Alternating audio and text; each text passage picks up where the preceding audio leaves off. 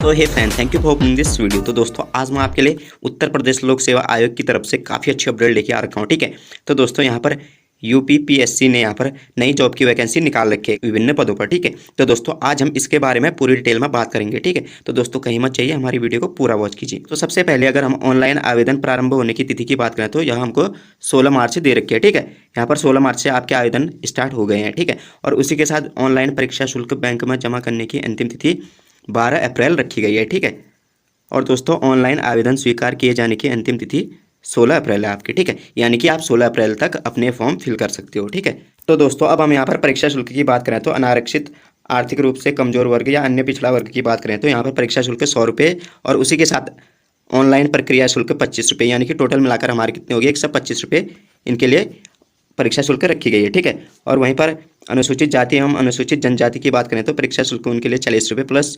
Online प्रक्रिया शुल्क 25 रुपये, यानी कि टोटल मिलाकर 65 रुपये रखी गई है। और दोस्तों जो दिव्यांग श्रेणी है उनके लिए जो परीक्षा शुल्क है वो नील है। ठीक है, सिर्फ उनको ऑनलाइन प्रक्रिया शुल्क देनी होगी, वो भी कितनी 25 रुपये। ठीक है, और दोस्तों उसी के साथ भूतपूर्व सैनिक उनके लिए जो परीक्षा शुल्क रखी गई है वो 40 रुपये। ठीक है, और ऑनलाइन प्रक्रिया शुल्क 25 रुपये, यानी कि टोटल मिलाकर 65 रुपये। ठीक है, और दोस्तों स्वतंत्र संग्राम सेनानी के आश्रित महिला कौशल या उत्कृष्ट खिलाड़ी के लिए यहाँ पर अपनी मूल श्रेणी के अनुसार यहाँ पर परीक्षा शुल्क रखी गई है। ठीक है, तो दोस्तों उसी के साथ हम आगे बढ़ते हैं वीडियो में। अब देखेंगे हम कि यहाँ पर कौन कौन सी पोस्ट निकल रखी है। ठीक है, और उन पोस्ट के लिए क्या क्या क्राइटेरिया चाहिए आपको। तो दोस्तों कहीं मत जाइए, हमारी वीडियो के साथ बने रहिए।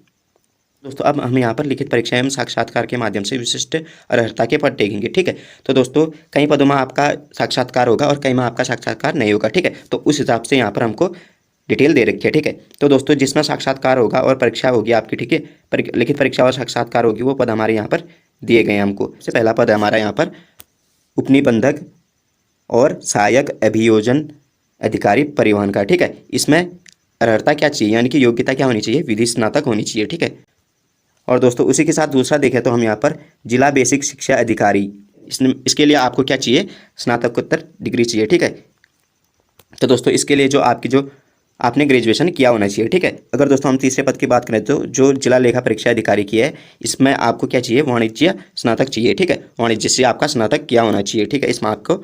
और दोस्तों उसी के साथ अब हम चौथे नंबर की पोस्ट देखेंगे जो कि सहायक नियंत्रक विधिक माप विज्ञान श्रेणी फर्स्ट और सहायक नियंत्रक विधिक माप श्रेणी 2 की है। ठीक है, एक विषय श्रेणी फर्स्ट में एक विषय के रूप में भौतिकी या यांत्रिकी। ठीक है, और श्रेणी 2 में अभियंत्रण सहित विज्ञान में स्नातक उपाधि चाहिए। ठीक है, तो दोस्तों यहाँ पर आपको अर्हता भी दे रखी है और पदनाम भी दे रखा है। ठीक है, अगर पाँचवें में देखें तो हम यहाँ पर वरिष्ठ प्रवक्ता जिला शिक्षा एवं प्रशिक्षण संस्थान, इसमें आपको स्नातकोत्तर की उपाधि के साथ शिक्षा स्नातक भी चाहिए। ठीक है, तो दोस्तों अगली पोस्ट की बात करें तो अगली पोस्ट है हमारी यहाँ पर रसायनिक की। ठीक है, इसमें आपके लिए पहली में कार्बनिक रसायन विज्ञान में आपने एमएससी किया होना चाहिए। ठीक है, उससे, और दूसरे में क्या है, किसी भी प्रयोगशाला में न्यूनतम 3 वर्ष का रासायनिक विश्लेषण, यानी कि आपके पास 3 वर्ष का अनुभव होना चाहिए। और उसी के साथ वरीयता गुणवत्ता नियंत्रण में विशेष प्रशिक्षण, और नंबर 2 रासायनिक विश्लेषण में 5 वर्ष या उससे अधिक का अनुभव। ठीक है, दोस्तों ये क्राइटेरिया आपकी जो रासायनिक के लिए है। ठीक है, तो उसी के साथ हम 7वें में देखें तो 7वें में हमको यहाँ पर क्या दे रखा है, विशेष कार्याधिकारी, यानी कि कंप्यूटर, किसी मान्यता प्राप्त सरकारी संस्था से कंप्यूटर अभियांत्रिक में स्नातक उपाधि, यानी कि आपकी जो कंप्यूटर से है वो स्नातक होना चाहिए। ठीक है, और उसी के साथ या गणित में प्रथम श्रेणी में स्नातकोत्तर उपाधि और किसी मान्यता प्राप्त संस्थान से कंप्यूटर विज्ञान में 1 वर्ष का स्नातकोत्तर डिप्लोमा। ठीक है, और उसी के साथ आपको क्या होना चाहिए, गणित में प्रथम श्रेणी में स्नातकोत्तर उपाधि और किसी मान्यता प्राप्त संस्थान से कंप्यूटर विज्ञान में 1 वर्ष की जो स्नातकोत्तर का डिप्लोमा होना चाहिए आपके पास। ठीक है, और नंबर 2 कंप्यूटर कार्य का 1 वर्ष का अनुभव भी होना चाहिए आपको उसी के साथ। ठीक है, तो दोस्तों तभी आप इस पद के लिए एलिजिबल होंगे। तो दोस्तों नंबर 8 में हम बात करें तो यहाँ पर नंबर 8 की जो पोस्ट है हमारी वो है जिला गन्ना अधिकारी उत्तर प्रदेश कृषि सेवा समूह ख विकास शाखा की है। ठीक है, इसमें आपको कृषि से स्नातक होना चाहिए आपका। ठीक है, वो अगली पोस्ट है हमारी श्रम प्रवर्तन अधिकारी की। ठीक है, इसमें आपको अर्थशास्त्र, समाजशास्त्र या वाणिज्य के साथ स्नातक उपाधि तथा विधि या श्रम संबंध या श्रम कल्याण या श्रम विधि या वाणिज्य समाजशास्त्र या समाज कार्य या समाज कल्याण या व्यापार बंधन या क्रमिक प्रबंधन में पोस्ट ग्रेजुएट डिप्लोमा अथवा प्रस्नातक उपाधि होनी चाहिए आपके पास इसके लिए। ठीक है, दोस्तों उसी के साथ जो हमारी 10वीं पोस्ट है वो है हमारी व्यवस्था अधिकारी या व्यवस्थापक राज्य संपत्ति विभाग की। ठीक है, इसमें भारत में विधि द्वारा स्थापित किसी विश्वविद्यालय में स्नातक उपाधि।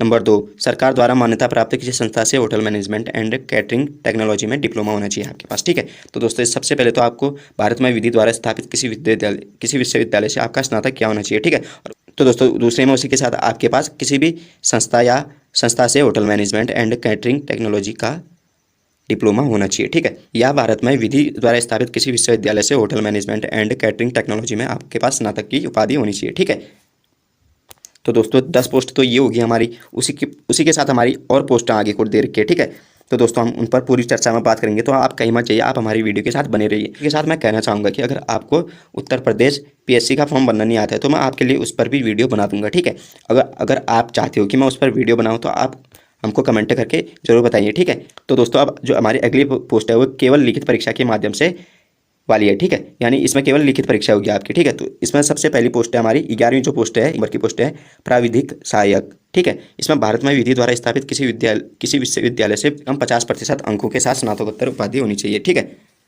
यानी कि बीएससी स्तर पर भौतिक शास्त्र गणित के साथ होना चाहिए आपका। ठीक है, और जो 12वीं पोस्ट है हमारी वो है कर निर्धारण अधिकारी की। ठीक है, इसमें आपको 55% अंकों सहित कॉमर्स अथवा अर्थशास्त्र से स्नातक उपाधि होनी चाहिए। ठीक है, यानी तो दोस्तों अब हम शारीरिक मापदंड वाले पदों की बात करेंगे। ठीक है, शारीरिक मापदंड वाले पद जैसे पुलिस उपाधीक्षक, अधीक्षक कारागार, जिला कमांडेंट होमगार्ड्स, आबकारी निरीक्षक, उपकारापाल तथा जिला युवा कल्याण एवं प्रादेशिक विकास दल अधिकारी आदि उपलब्ध होने की दशा में संबंधित सेवा नियमावली या अध्याचन के अनुसार उन पर शारीरिक मापदंड लागू रहेगा जो कि निम्नवत है। ठीक है, तो आपको यहाँ पर जो शारीरिक मापदंड है वो भी दिया गया है। ठीक है, पद के साथ।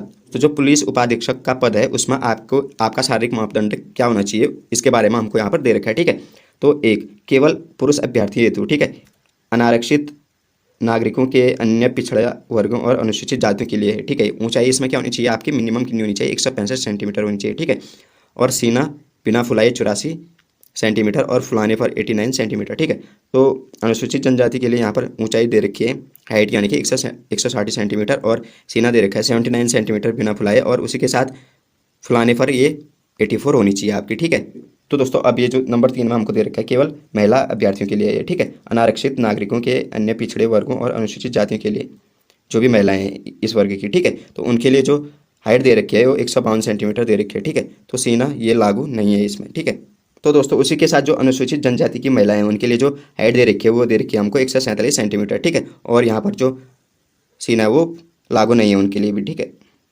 तो और सभी श्रेणियों की महिलाएं अभ्यर्थी हैं तो न्यूनतम वजन 40 किलोग्राम 40 केजी होना चाहिए। ठीक है, तो दोस्तों अब हम यहाँ पर जिला कमांडेंट होमगार्ड के पद के लिए जो शारीरिक मापदंड होना चाहिए कितना होना चाहिए उसके ऊपर यहाँ पर हमको डिटेल दे रखी है। ठीक है, अभी उसके ऊपर हम यहाँ पर बात करेंगे। तो पुरुष अभ्यर्थी के लिए कितनी होनी चाहिए, 165 सेंटीमीटर हाइट होनी चाहिए उसकी। ठीक है, और उसी के साथ जो सीना होना चाहिए वो 84 सेंटीमीटर होना चाहिए बिना फुलाए, और फुलाने पर 89 सेंटीमीटर। ठीक है, और जो महिला अभ्यर्थी है उनके लिए जो ऊंचाई है हाइट दे रखी है 150 सेंटीमीटर, और जो सीना है वो 79 सेंटीमीटर बिना फुलाए, और फुलाने पर वो कितना होना चाहिए 84 सेंटीमीटर आपका। ठीक है, ये महिलाओं के लिए। और दोस्तों पुरुष अभ्यर्थी कुमाऊं और गढ़वाल मंडलों और अनुसूचित जनजाति के अभ्यर्थी हेतु ये हाइट दे रखी है अब हमको। ठीक है, तो दोस्तों उनके लिए जो हाइट है वो 160 सेंटीमीटर है, और जो सीना है वो बिना फुलाई कितना है 84 सेंटीमीटर, और फुलाने पर 89 सेंटीमीटर। ठीक है, और दोस्तों अब यहाँ पर अधीक्षक कारागार पद हेतु दे रखा है शारीरिक मापदंड, ऊंचाई इसमें 168 सेंटीमीटर, और कुमाऊं और गढ़वाल संभाग के अभ्यर्थियों की दशा में 163 सेंटीमीटर से कम नहीं। ठीक है, यानी कि ऊंचाई 168 सेंटीमीटर, और जो कुमाऊं और गढ़वाल संभाग के अभ्यर्थी हैं उनको 163 उनके पास 163 सेंटीमीटर की हाइट होनी चाहिए। ठीक है, और जो सीने का घेरा होना चाहिए वो 81.3 सेंटीमीटर बिना फुलाए, और फुलाने पर 86.3 सेंटीमीटर होना चाहिए। ठीक है, तो दोस्तों अब हम यहाँ पर आबकारी निरीक्षक पद हेतु शारीरिक मापदंड देखेंगे। ठीक है, तो यहाँ पर पुरुष अभ्यर्थियों के लिए जो ऊंचाई दे रखी है हमको यहाँ पर 167 सेंटीमीटर दे रखी है। ठीक है, और जो सीना दे रखा है वो 81.2 सेंटीमीटर बिना फुलाई, और फुलाने पर कितनी होनी चाहिए 86.2 सेंटीमीटर। ठीक है, और महिलाओं के लिए यहाँ पर जो अनुसूचित जाति और अनुसूचित जनजाति की महिलाएं उनके लिए जो हाइट है वो 147 सेंटीमीटर है। ठीक है, तथा जो अन्य महिलाएं अभ्यर्थी हेतु वो 152 सेंटीमीटर होनी चाहिए उनकी हाइट। ठीक है, दोस्तों उसी के साथ हम उपकारपाल पद हेतु जो शारीरिक मापदंड है उसकी बात करेंगे। ठीक है, तो दोस्तों जो पुरुष अभ्यर्थी हैं उनके लिए जो शारीरिक मापदंड होगा यहाँ पर ऊंचाई उनकी कितनी होनी चाहिए, उनकी जो ऊंचाई होनी चाहिए 168 सेंटीमीटर होनी चाहिए हाइट। ठीक है, और सीने की माप 81.3 सेंटीमीटर होनी चाहिए।